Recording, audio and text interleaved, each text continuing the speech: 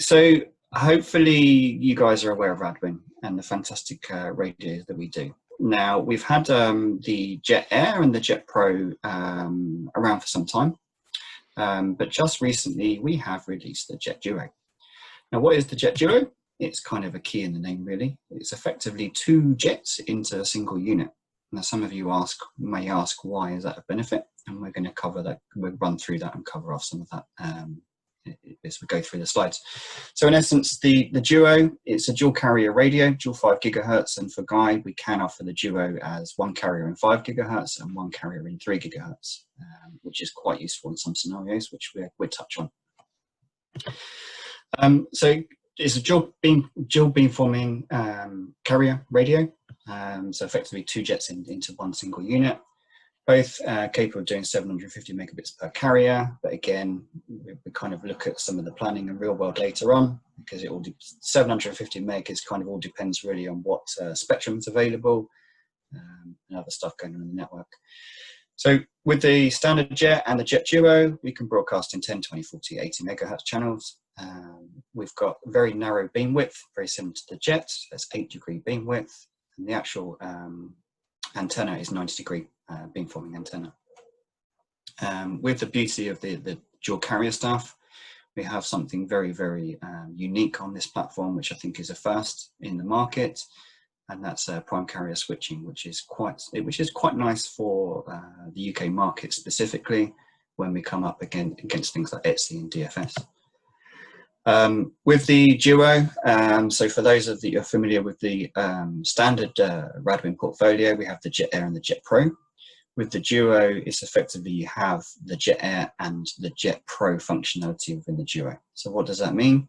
It means you can run your best effort, so typically for your residential customers, and you can run SLA, so CIR for your business customers. Key difference between the two. So with the Air interface, it's really aimed at best effort. So it's shared resource. Ian's coming in. You're going to say something there, Ian? I am. Can you just explain for our gathered throng SLA CIR? Of course I can. So SLA CIR. So what we can actually do with the SLA, with the CIR. So this is the pro side of the stuff. We can actually allocate a percentage of the resource of the base station to a subscriber.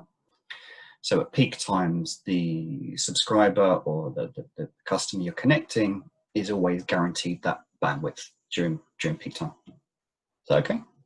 Superb, absolutely. So the prime carrier feature, I think that's the real thing I want to kind of touch on this morning, because it is new, and I think it's an industry first. I think, Ian, I don't think you've come across. As far as I'm aware, yeah. Quite nice. So 19 dBi integrated antennas, all the frequency network frequency reuse. Something else quite nice in the Duo now as well is we have now got an online spectrum analyzer, which is quite nice. It no longer interferes with traffic. So on the old platform, when you run a spectrum analyzer, the subscribers would temporarily lose connection while you run the spectrum analyzer, but we now have that with the Duo. And we also have a fiber input now on the Duo, which is nice. So you can take a fiber directly to the radio. Again, this is touching on CLI, SLA and CIR and the best effort. So for residential and business customers, we can use the Duo effectively for both. So beauty of the Duo as well is because it's dual carrier, you could have your business customers on one carrier and your residential customers on the other carrier. So when it comes to actually deploying on a tower site or a location, you can just put a single piece of equipment on the tower, which will cover off your business and your residential connections, rather than having to have two separate antennas, two separate radios, two separate cables, for example. So you can now have a single unit rather than two to cover both. There you go, that's that slide there.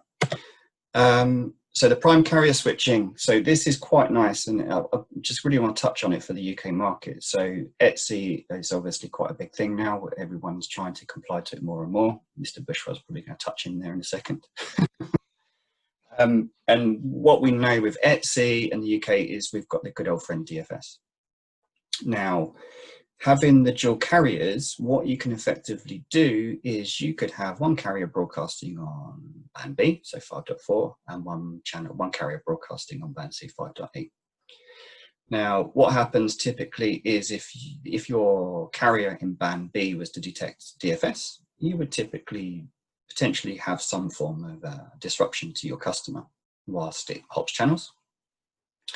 Now, what we can do with the prime carrier switching, if there was a DFS hit on a particular carrier or a particular band, that subscriber would automatically switch to the other carrier.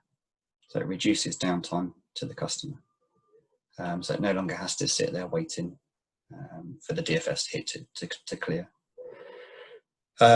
Another really good thing about the prime carrier switching as well, again, is if one of the carriers does become congested, say for example, you have one carrier set for CIR for business customers, and that particular sector becomes congested for any reason, you can get the subscribers to automatically switch between carriers. So it takes care of itself. So if the base station was to detect that, it's done on a percentage level. So if it was basically the subscribers were switched depending on capacity load on the carrier. Does that make sense to you? Absolutely. Good. There's no questions been asked about it yet, so it clearly makes sense to everybody.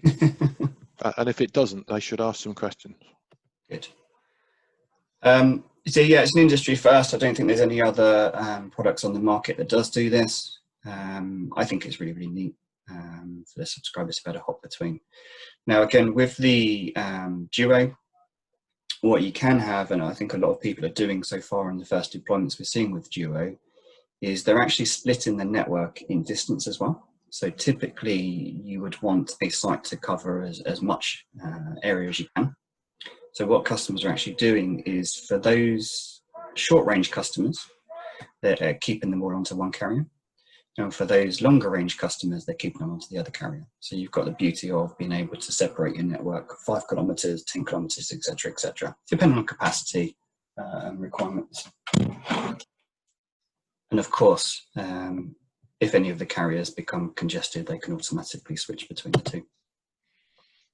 So there is a question from Guy. In order to switch carriers, would both carriers require the same sector ID? They're both on the same sector ID. Yeah, it's the first 4 characters, the same as the standard jet. Absolutely. Again, as well, if one of the carriers starts to suffer from interference for any reason, not that it would, because we've got a fantastic beamforming antenna, but for any reason, if it was to suffer interference, the subscribers automatically switch between the carriers. And again, during prime time, peak time, any sort of loading capacity issues that we can set so the subscribers will switch between the carriers.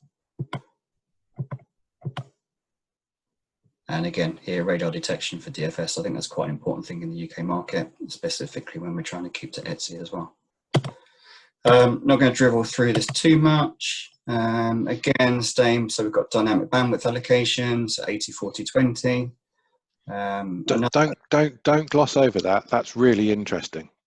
It is interesting.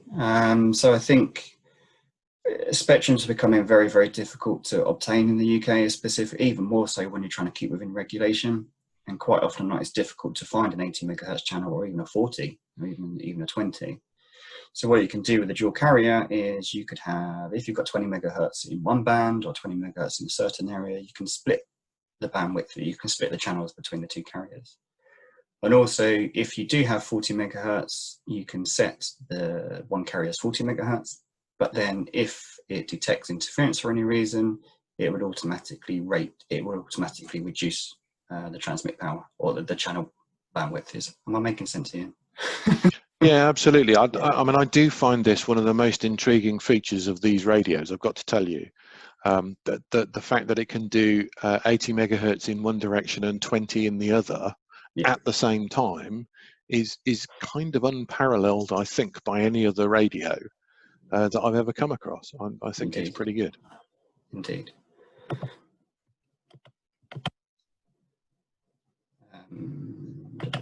Just skipping through.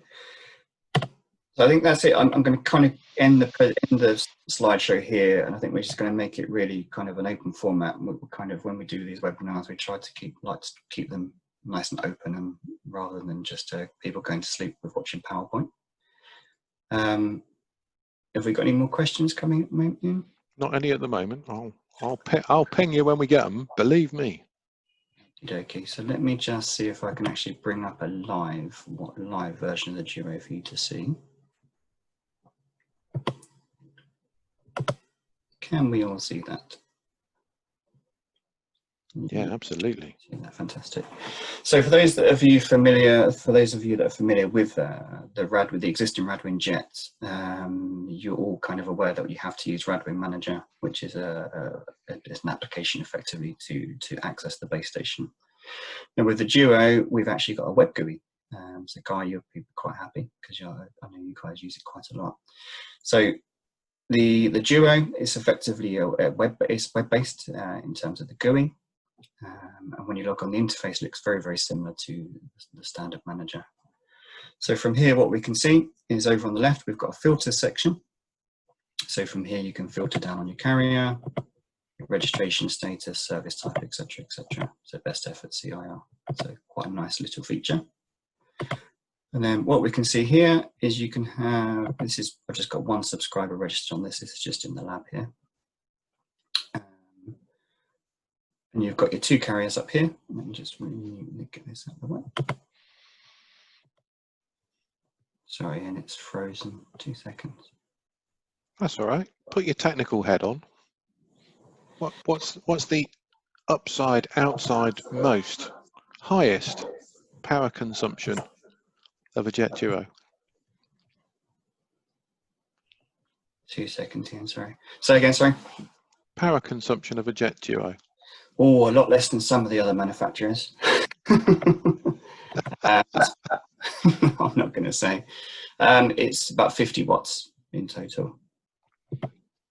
But powered by standard PoE, yeah?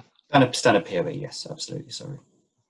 Just trying to get so presumably that will be 802.3 AT, yeah? Yes.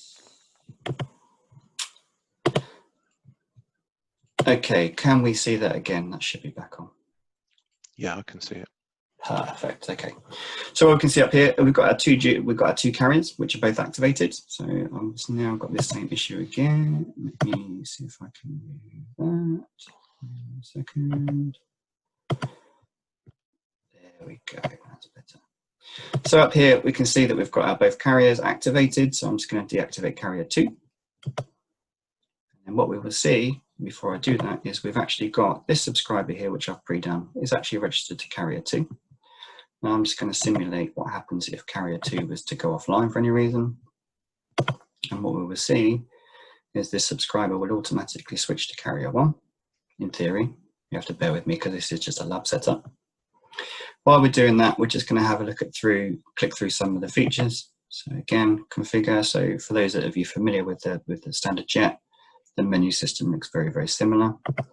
So from here, we've got our TX ratio, which we'll come back and touch on in a second, QARS, radius, etc., etc.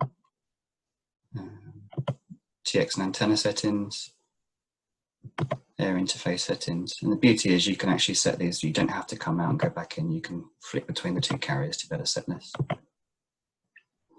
ATPC. Again, with all our jet products, all our radio products, we have ATPC, which you quickly describe for you, won't you, Ian? Yes, absolutely. Automatic transmit power control, that one. Absolutely. Inbuilt GPS. So again, with this, it's inbuilt GPS, so there's no separate GPS modules required, same as the standard jet platform. There's the other one switched. It's still having a long think about it. It is having a long think about it. Whilst it carries on thinking.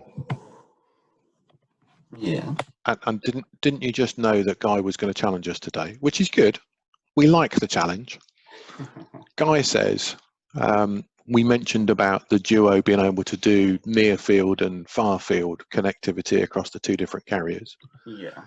Is there electronic tilt that you can play with in the Duo so that you can aim the beam down for near field and aim the beam up for far field? That's a good question. I'm not sure on the answer to that one, Guy. I'll have to come back unless Ian knows more than I do. I don't, unfortunately. I actually don't know the characteristics of the antenna, to be perfectly honest with you. I'll check on that, Guy, and I will come back to you on that one. This has caused me a problem now, because you can either mark the question as I'll type an answer, or you can mark it as answer live and then done. You can't mark it as we'll have to come back to you and tell you the answer to that. We don't know, Guy. I'm really sorry, but we will find out, and we'll make sure we know you get the answer in the covering email that goes out to everybody that's attendees and non-attendees. We'll try and cover off a little section. I'll make a note. I'm going to have to answer that. Yeah, I'm going to have to apologise because my TeamViewer session in the lab has just gone, and I can't get back on. So we might have to skip that, I'm afraid, Mr. Bushrod. That's okay. So look, we'll find out about those antenna characteristics and what we can do and play about with those. Yeah. The Jet Duo.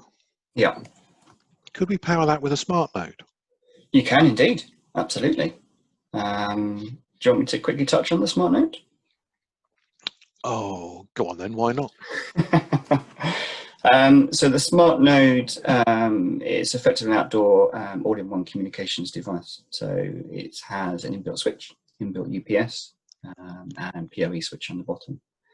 The smart node is very, very small unit. It's designed for pole mounting, just mounted on the side of a building.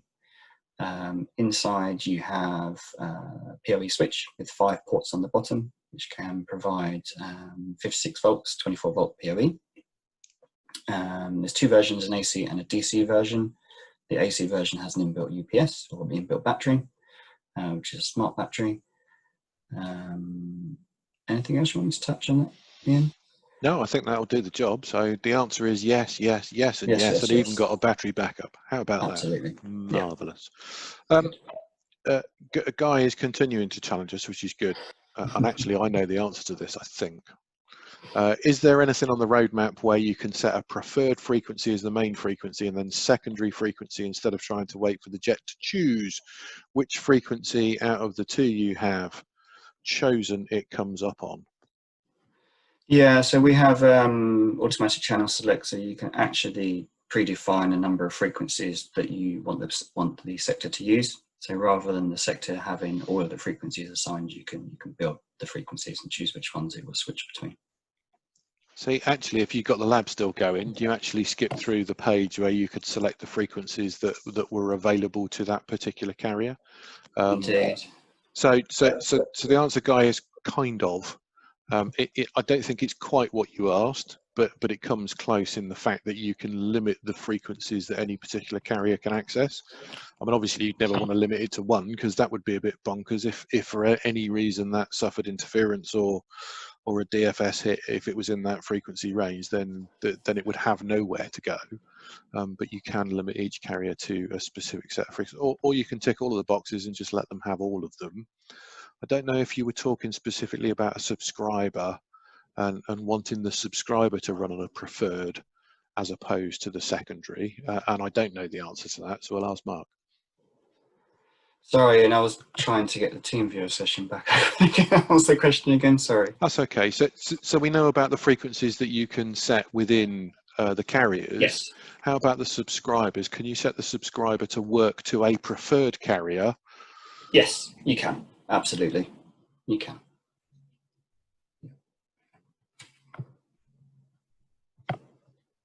Did that answer the question, Guy? Actually, I'm going to do something that not many people do. Guy, have you got a microphone? I did this once, and unfortunately, the person who asked the question didn't have a microphone, so couldn't talk to them. Have you got a microphone, Guy? I'm going to press the allow to talk button, and I'm going to unmute you, and you can ask that secondary supplemental question. Oh, I can't unmute you, which probably means you don't have a microphone. Oh, Can you there we hear go. me now? Woohoo! Hello, Mr. Hamilton. Yeah, sorry to bombard you with a load of questions. What I meant was, obviously I use Mark's familiar, the fact that we use a lot of jets on my network. Yeah. But what I was trying to get at was each jet has 2 frequencies that I choose. But I want a specific one to be used first, but most of the time when you choose 2 frequencies, it will come up on the one which is the strongest and has the least amount of interference. But what if I want it to use a specific frequency and not go to the stronger one? I know this sounds crazy, but is there anything on the roadmap that so when you select it, it goes right, primary frequency 1, and then the second frequency is backup, just so that it knows that that frequency that I've chosen is the preferred one that I want to use, regardless of interference and noise.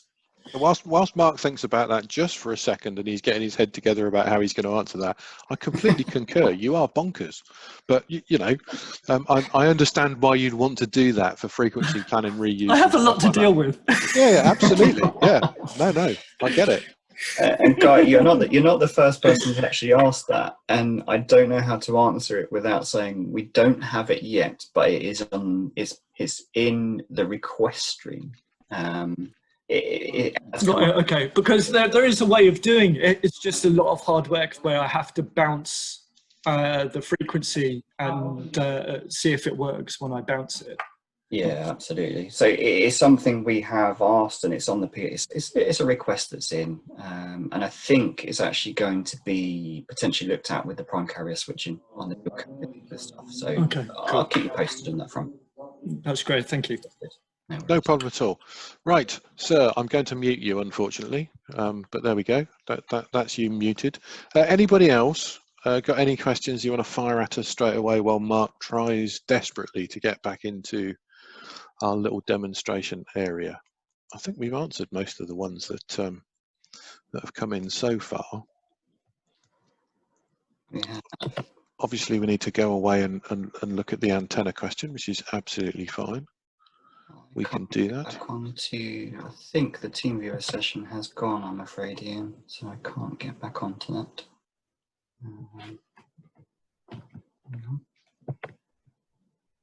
Any other questions, anyone? What I find really interesting is you appear to have changed your name this morning. I'm now Mark Webb. You are. So we can still call you Mark, but you are Mark of the Web.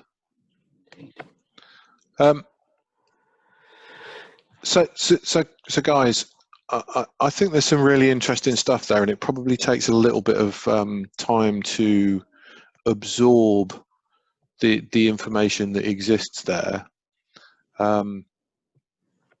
Martin's asking me to speak about the license in the 3 gig frequency option. Oh joy! I suppose you want me to answer that, Mr. So I'll let Ian talk about the actual spectrum for 3 gigahertz, but we do have a version of the Duo, which is one carrier is 5 gigahertz and one carrier is 3 gigahertz. Now the beauty of that is obviously you can make use of the extra spectrum and still have 5 gigahertz. So if we go back to something I touched on earlier, so what you could have in that scenario is one carrier could be broadcasting on 5 gigahertz, which is short range. And then if you could get some spectrum in 3 gigahertz because it's better propagation, you could potentially cover your long range customers with 3 gigahertz. So indeed, we do have a Duo in 5 gig and 3 gig, but for obvious reasons, you wouldn't be able to make benefit of the prime carrier switching because the subscriber on the end or the SM on the end is going to be in 5 gigahertz or 3 gigahertz. Now at present, we don't have a subscriber module that is dual 5 gigahertz and 3 gigahertz, but again, that's something potentially on the roadmap for the future. So we may have an SM or an SU that could switch between the 2 carriers. So Ian, I'll let you touch on the licensing side. That's very kind of you. Could you just remind us of the frequency that our 3 gig carrier can operate within, please? Indeed, 3.4 to 3.8. Super duper. So there are 2 licenses potentially available for use in what we would call 3 gigahertz area. There's 3.4 to 3.6, and 3.8 to 4.2, those licenses are set out differently and distinctly differently by Ofcom. You do have to apply to Ofcom for their use. Both of them are tied up with, it's around opening up the frequency waves that Ofcom are trying to do in a fair use way. So even though licenses have already been let in these areas, i.e. somebody's paid for them and probably paid big bucks for them, it is available now where they're not being deployed in the country for you to apply for a license. Now, somewhat annoyingly, the 3.8 to 4.2, which we can't access with the Duo just at the moment, is, I believe it's £99 per year, and if you're granted the license, you're allowed it in perpetuity as long as you keep paying the license fee. I might have that price slightly wrong, but it would be worthwhile checking. And you have to request the use for a geographic area. And they will check with MNOs, because it's mostly the MNOs, mobile network operators, that have purchased these frequencies. And they will check if those frequencies are in use in that geographical area. And if they are, the answer will be no. Of course, that is reliant on the MNOs saying, yes, we are, or no, we're not. The other slightly concerning thing around that is they do have the right to say, well, we're not at the moment, but we will do in the future.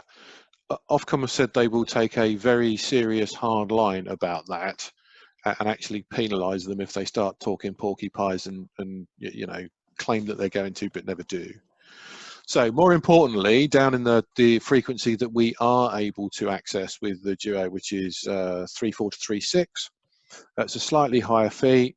For the life of me, just at the moment, I can't remember what that fee is going to be, and apologies for that, but again, like we're doing the antenna characteristics, I will come back and tell you what that is. The license is granted for 3 years, and at the end of 3 years you have to go through the process again. There is no automatic right of roll through for that license to be ongoing. So you kind of have to look at whether you can hit ROI within 3 years and all of those kind of things. We are aware of various bits and pieces of license that have been granted around the UK. What you have to say with this, I think, is if you're in a highly densely populated area where 3 might be useful for you, because 5 is congested, the likelihood of you being granted a license is probably nil. On the other hand, where your sparse population, so you know where the 3 might be useful because of its better propagation properties, etc., etc., etc., you're probably more likely to be granted a license in those frequency ranges, and then you've just got to work out whether the density of your potential customer base in that area is going to be enough to support the capex that you'll go through to use that frequency. I would just say on that, it's not just the Jet Duo in the RADWIN range that actually hits that frequency. There are other radios that are available in those frequencies as well. So if you want to spend a bit longer on that, Martin, anybody else, feel free to ping me at some other point with my UK Whisper hat on. I can actually dig out the documents, have them in front of me, and talks absolute truth to you rather than trying to remember it from the back of my brain from 6 months ago. Do we know, Ian, on that front, how the geographic works? Is it limited on distance, or is it a sector? So obviously with the Duo, you've got a 90-degree sector antenna in 3 gigahertz. It's one of those questions, I think, that there's absolutely nothing in the license application that says you know you're limited to 100 meters or anything like that. It is up to you to make the application for a specific area. Okay. You have to nominate the point that you want to, so you could do this in point to point as well. Yeah.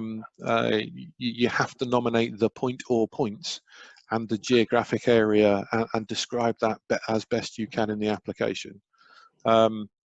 it can be quite a lengthy process because obviously the questions have to go out to MNOs about frequency sharing, etc., etc. That was the word I was looking for earlier. It's Ofcom's frequency sharing that has allowed these licenses to become potentially available. Thank you, Ian. So, guys, over to you. This is now it's kind of open kind of forum discussion. Have we got any more questions from anyone? So, any pinch points in your network, anything, any difficulties you've got, any problems you've got that you want to pick our brains, because we're sat here for another potentially 23 minutes, a whole 23 minutes. Well, it's not often you get 23 minutes of Mark Turvey's time, I can tell you. Not at the moment, Mr. Bushrod, definitely not. So, I mean, some of the other pinch points that some people common issues people sort of come to us with is really density, numbers of connections per base station. So with the Jet Duo, the Jet Air, the Jet Pro, it's really trying to make use of the available spectrum, the kind of frequency you've got, and really trying to connect as many customers as you can to make use of that. Now with the Jet platform, Duo, Air, Pro, you can effectively connect up to 64 subscribers per sector. Now again, that's all possible, but if we think real world, I think you've got to look at the amount of spectrum you've got available, the frequencies you've got available. So if we look at a typical setup here of maybe 40 megahertz, delivering 100 megabits per second with an ETSI out to sort of 4 or 5 kilometers. Within that 90-degree sector, you can comfortably connect between 45 to 50 subscribers per sector, which is a nice number compared to some other radios. Where once you reach a certain limit, you kind of start running into capacity issues and performance issues. So with the Jet, Air, Pro and Duo, 45-50 connections delivering 100 meg, that's kind of one of the kind of key pinch points normally is how can we maximize the density areas, I think.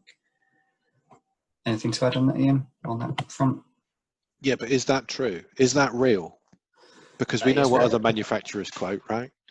That is real, and I can show you. Well, I can show you some calculations on the screen. I've seen another question come up from. There is. We'll get to it in just a second. Yeah, I think this is again a key differentiator between RADWIN equipment and some others. Oh, I'm glad you've got this out. I like this. There you go. So let me just put this up here. So this is this is a new RADWIN link budget calculator. So some of you may have seen it, some of you may have not. So I'm just going to choose a Jet Duo. Where are we? Here we go. And let's go for a integrated Jet Pro, SU Pro. What scenario would you like me to set up here, Mr. Bushrod? Well, yeah, that's all good so far. So with this, what we can do is we can simulate a typical noise. A typical noise out in the field would be neg 95, would you say, neg 90? Blimey O'Reilly, people don't go neg 90. Neg 90. Okay. So if we say neg 90, and let's put this as a BWA, so we really want to concentrate on downlink. So if we set this to 75 split, what we can see here is at 4 kilometers, 5 kilometers, we can still deliver 100 meg to the customer. And we can do that for how many customers? 45 easily all day long, talking real world. I mean, if you want to deliver less than 100 meg. So if I was delivering 50 meg down to my customers and something up, where do we get to at 50 meg down? 50 meg down, you could go to about 10 kilometers. And what up speed do they get? You know, bearing in mind people we doing silly Zoom meetings like us. Yeah. So again, it's pretty much constant for the uplink because of the way we've got the TX ratio set. So if uplink was more important, then obviously we could change the TX ratio. You know, I'd leave it there just at the minute, because I like 75-25. I think that's a good split. But what's interesting to me is at 8-9 kilometers, we're still pushing really good speeds down and up. And realistically, for most residential users, that's going to be really grand. Oh, amazingly, yeah, absolutely. And again, it goes back, this is another one of the benefits of the Duo. So for example, if you did want to, again, deliver higher bandwidth or higher throughput, you could put them all onto one carrier. And then you can still see here that we can deliver even further out to here. Well, that's the aggregated on the other 50 meg all the way out to here. One of the key things with the Jet and the Duo and everything else as well is you can completely customize the uplink downlink ratio. So we can even stretch that even further. Go up to an 80-20 split. You're not really going to see much difference on the screen for what we've just shown you, but again, this is what we can see here. You've gone a bit muffled. I know why. I've just worked out why you go muffled, by the way. Why is that? Because you thrash your keyboard and it winds your microphone down. Sorry, I'm probably. There you go. You're back. I'm back. Hello, hello. Stop thrashing your keyboard so hard. Sorry, Mr. Bushrod. Do you want me to look at any other scenarios on this, Ian? I'd be interested to see in a similar thing what we do at 5.8. Okie dokie. I'm going to try and press my keys quietly. Yeah, please do. There we go. Look at that. 20 megahertz in 5.8 Hz is really good, I think. I think that's a really good scenario. Let's have a look. So there we go. Even at 5 kilometers, 100 meg, 20 megahertz channel band. You can see the figures here, what we can deliver. So if we're talking 50 megabits per second, we can go 7 kilometers, 50 megabits per second in a 20 megahertz channel band. That's pretty good. Just think how many of those you could throw around a tower. Absolutely, absolutely. And with the inbuilt GPS synchronization, it would be no problem at all to put 4 of them up and get 360-degree coverage. I'm glad you've mentioned that. What, the integrated GPS? Absolutely, because there's been some GPS sync issues recently. There has been some GPS sync issues. I think it's been a global thing, really. It's not been specific to any manufacturer. Is that correct from what you've... I don't know. I didn't ask the question. Oh, okay. Where's the question? I can't see the question. The question is that there has been some GPS sync issues. Are we confident that these have been resolved? We are. So I think there was an issue a few weeks ago. It turns out there was an issue with a satellite that wasn't specific to a manufacturer. I believe those issues have now been resolved. If there is still an ongoing issue, then please let us know and we can look at that. Yeah, absolutely. So further point of interest, there was talk of the entire 5 gigs band, 5.4 and 5.8 being available as one band. Ofcom are currently consulting on many different frequency bands actually, but that in particular, everybody got quite excited because they started talking about the removal of DFS. Woohoo! I have to say again, please allow me to put my UK Whisper hat on. I don't think we're convinced that they were talking about removal of DFS for fixed wireless access, outdoor, in other words. Quite how they think DFS is a problem indoor, I'm not quite sure, but what I'd urge you to do is have a look at that consultation document and send your replies in. You don't have to answer all questions. If there's just one question you think, actually I can answer that in a real world scenario, and I can give them some really good information that would be really, really useful for everybody else to know and understand, that it will help us expand or contract or whatever that happens to be. Just answer one question, send it into them, and it will be considered. And quite honestly, they have been very, very open to very sensible, reasoned dialogue quite recently. If I think back 5 years, you know, actually trying to talk with Ofcom about these kind of things was nigh on impossible. These days, the dialogue is sensible, it's reasonable. So 60 gigs, for instance, I know we probably shouldn't talk about that in the RADWIN world, so excuse me, Mark, close your ears. Point to multi-point in 60 gigs came around through pressure from UK Whisper Ciclu, because we made a very good case that said, actually, it's just like a bunch of point-to-point, and you allow point-to-point, so why wouldn't you allow point-to-multi-point? You're just being bonkers. And they said, yeah, we are. And now you can do point-to-multi-point in 60 gigs. They are revising the frequency of 60 gigs upwards as well, so you can now go to instead of just going up to 66, you can now extend up to the bottom of the 70-80 gigs range to 71. And of course, the famous notch out in band C that we all had to trip over, and road transport telematics notch out that didn't allow us to hit an 80 megahertz channel in 5.8. That again was removed some time ago, apart from one geographic area in the UK, I believe. So everybody now has full use of that top end of spectrum. Again, that was pressure that was brought to bear to say, you know, we kind of understand that you've got to protect road transport telematics, but there is only one place that's using it these days. Let's get real.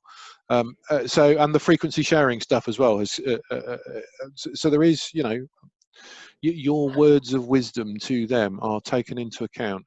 After all, you're the guys in the field that are delivering this stuff. I would urge everybody, just even if you can only answer one of the questions in the consultations out of the 5 or 6 that they ask, please do so. Send it back to them, and we can affect the changes. It's good. So, yeah, yes. I think potentially, can we allow Guy just to talk for a second? Because I think Guy might be referring to something else potentially. I will attempt to do that. So, Guy, I assume you're asking the question of are we thinking about a band that allows you to, rather than having to change band but on the carrier, having a continuous band? Is that what you're kind of getting at? I think that might be the case. Hi, Mike. Yes, yeah, that was the case. Instead of that band being split into 2. And, so we do at the moment. So we have released a band that allows you to potentially broadcast from 5.1 to 5.9. That is for the. Do you want to go on? Sorry, yeah. So we have got a band which is 5.1 to 3 to 5.9, but that is in universal. So unfortunately, at the moment, it doesn't conform to ETSI regulation. But we are looking to have a single band from 5.4 to 5.8, which conforms to ETSI, so EIRP levels and everything else.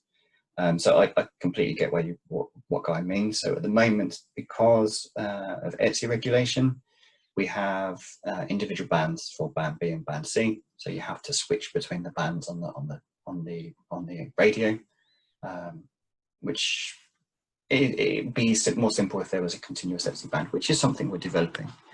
Now we could potentially use the UBR band, so the 5.1 through to 5.9.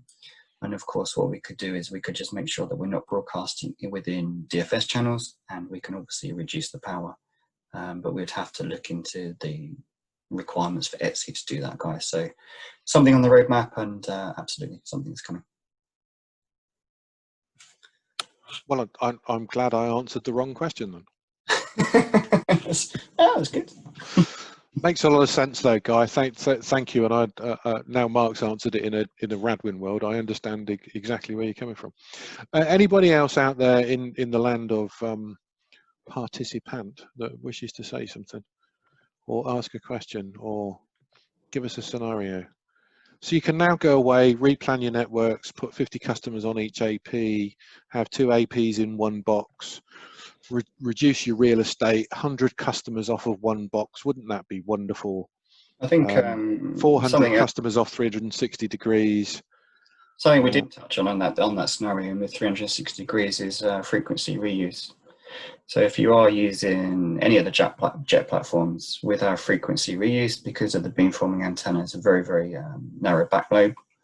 So effectively your north and south sector with GPS synchronization, you could be using the same frequency, and your east and west base stations as well could be using the same frequency.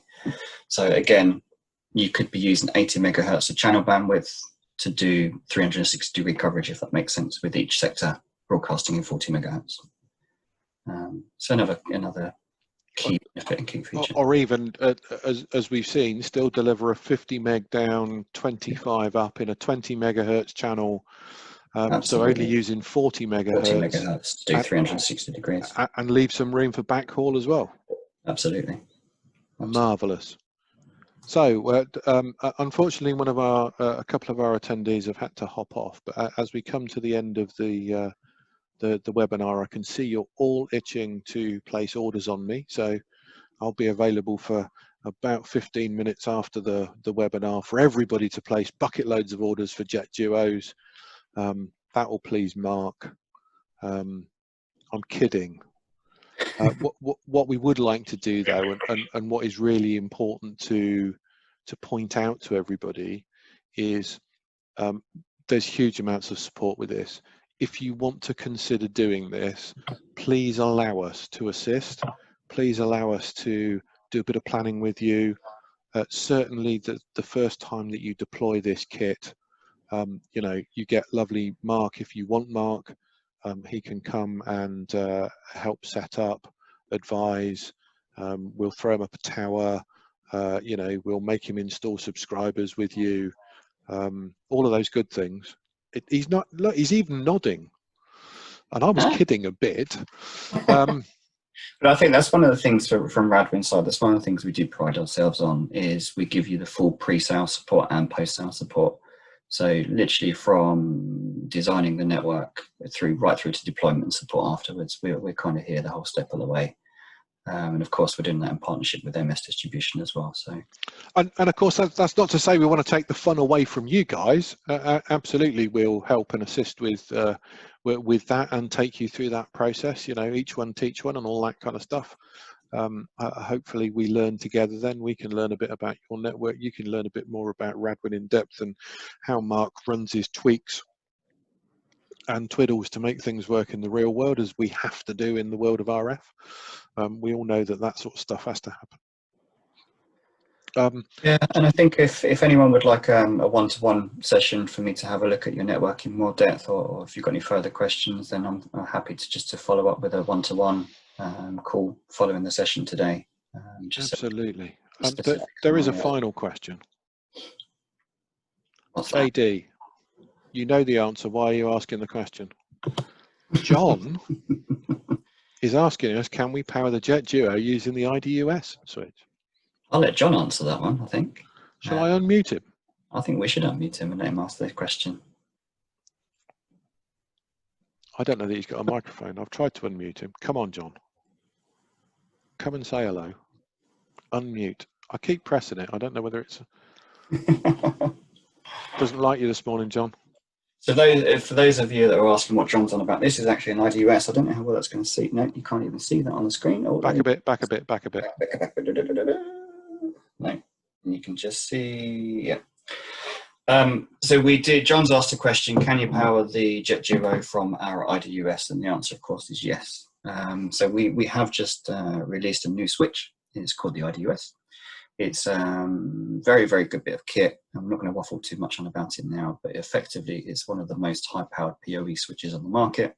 A total PoE output of about 600 watts. And I'm not going to waffle. Sorry, I wasn't laughing about that. I was just laughing at the fact I'm trying to unmute John. He hasn't got a microphone anyway, so there you go, John. Hopefully we've answered that for you. Good stuff. Good. Guys, I think we've come to the end of this. Hopefully that's a brief, gentle womble through Jet Duo, what its capabilities are, how it can help and potentially meet some of the requirements of ever-expanding networks that people have these days, etc., etc., etc. Do come back to us with any other questions you might have later. More than happy to answer those. We will try and send out the recording of this, which will be hilarious for anybody else that wasn't attending, of course, but you'll be able to go back and refer to it. We will look at antenna characteristics, and I will send out some information on those Ofcom licenses as well that go with that, so we can have a look at that 3436 3842 frequency range, and you can plunder me with lots of questions after the email going out about those. If anyone's got a specific area they would like us to plan or have a look at, then feel free to pass the details over to Ian, and we can look at that together. Superb. Gents, I don't know, there could be ladies. Thank you so much for your time this morning. I hope it's been useful to you. Please do also send us some feedback. Thank you, Martin. Thanks, Martin. Yeah, we'll get the recording for your colleagues so that they can see that. It's been a pleasure spending some time with you. I think you can tell that both myself and Mark are a bit bonkers about this sort of stuff. So, you know, if you want another... I don't think it's bonkers. I think we like to try and keep it non-structured and open, really, rather than death by PowerPoint. Well, absolutely. You can fall asleep with too much of that sort of thing, can't you? Yeah, Look. Have a wonderful rest of the day. Have a wonderful Christmas and New Year. Do come back to us with anything else. Thanks so much for attending. Hope to see you all again soon. Thanks, everyone. Take care now. Bye-bye. Okay.